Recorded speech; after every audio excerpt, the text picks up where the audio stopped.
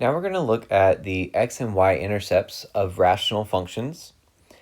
We've described how to find the y-intercept and x-intercept algebraically already, and this works for every function. So the y-intercept is the value of y when x is 0. It's where it's crossing the y-axis, but algebraically we really need to focus on the value of y when x is 0. And then the x-intercept would be the value of x when y is equal to 0. So to look at number 12, we are working with the same functions that we just found the asymptotes for. So I want to find the x-intercepts first. Notice that there is a common factor, and this function would simplify down. It's simplified to negative 2 times x minus 3 over x plus 7. In this case, if I set the function equal to 0, which is what an x-intercept does. It says the value of x when your y is 0. All right, then that would be negative 2 times x minus 3 over x plus 7. Well, to solve this equation, we would multiply that denominator over and get 0 times x plus 7 equals negative 2 times x minus 3. But that is just 0 equals negative 2 times x minus 3. I could divide both sides by negative 2, but that would still say 0 equals x minus 3, and we find that x is equal to 3. So there is an x-intercept. It's at 3, 0. Now we want to find our y-intercept. So the y-intercept here is the value of y when x is 0.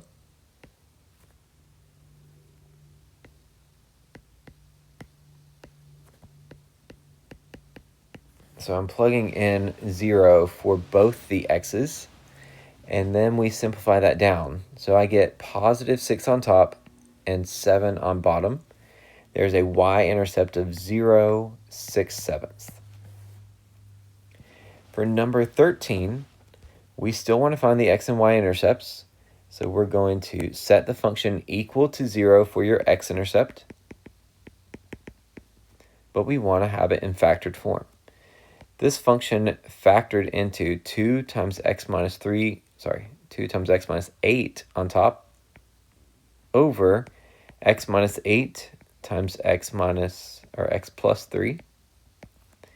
And the x minus 8s would simplify out to leave me with 2 over x plus 3. If we set that equal to 0 and solve, we would still multiply that denominator over and get 0 times x plus 3 is equal to 2. But 0 times anything is 0. And so we're left with an equation that does not have any x's, but just says 0 equals 2. Now that is no solution, because there is no x there. So this would mean that there are no x-intercepts. And there don't have to be. It just means it never crosses the x-axis. For our y-intercept, we want to find the value of y when x is 0. So we say y is equal to 2 over 0 plus 3. And that just leaves me with 2/3. So the y-intercept is 0, 2/3.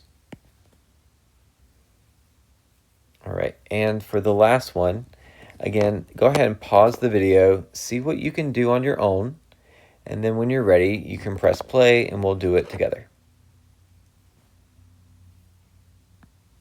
All right, so if you've already done this, you would have factored that again to x minus 6 times x plus 4 over x minus 6 times x minus 5. So the x minus 6 would reduce out, they would divide out, leaving me with just x plus 4 over x minus 5. As we find the x-intercepts, we're setting the function equal to 0. So 0 equals x plus 4 over x minus 5. If we multiply that over, you're going to see 0 equals x plus 4. So x is equal to negative 4. Hopefully what you're noticing is that these x-intercepts come from the numerator of the function, and that's because a function or a fraction, in this case, is equal to 0 when the numerator is 0. Our y-intercept, we're going to plug in 0 for our x.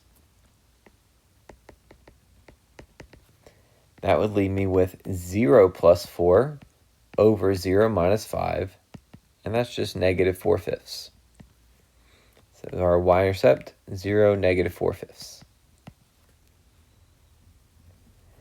All right, and lastly, we want to look at the domain of the function. We actually have already discussed the domain of a rational function when we were doing domain symbolically. So this should be a review, but to find the domain of a rational, we have to think about that denominator, because the denominator of a fraction cannot equal 0. So if I have that denominator x plus 1 times x plus 7, and I say that cannot equal 0, then x cannot equal negative 1 or negative 7. Previously, we would put these on a number line to help me figure out what the interval notation looks like.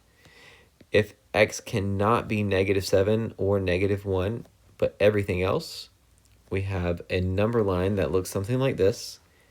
So the domain of f would be from negative infinity to negative 7, union, negative 7 to negative 1, union, negative 1 to infinity. For number 16, we want to do the same thing. We're focused on the domain, which is going to impact the denominator. So x squared minus 5x minus 24 cannot be 0. We would put that in factored form. So x minus 8 times x plus 3 cannot equal 0. That means x cannot be positive 8 or negative 3. So on a number line, if I take those values out, we have open circles there, and everything else is colored in. So the domain of G would say negative infinity to negative 3, union, negative 3 to 8, union, 8 to infinity. And then lastly, if you want to pause the video and try number 17 again on your own, whenever you're ready, you can press play and we'll come back together. All right, so here we care about the denominator x squared minus 11x plus 30. That denominator cannot equal 0. And if you factored it, it was x minus 6 times x minus 5. So x cannot equal 6 or positive 5. Now what we saw graphically was that we had a hole at 6 something, and then the vertical asymptote was at x equals 5. So here, both of those things are impacting the domain. Our domain would go negative infinity up to 5, union, 5 up to 6, union, and then 6 to infinity. So this is the domain of H. All right, so practice these as much as you can so you are comfortable with these topics. If you need help, I'm happy to go back through some of this with you.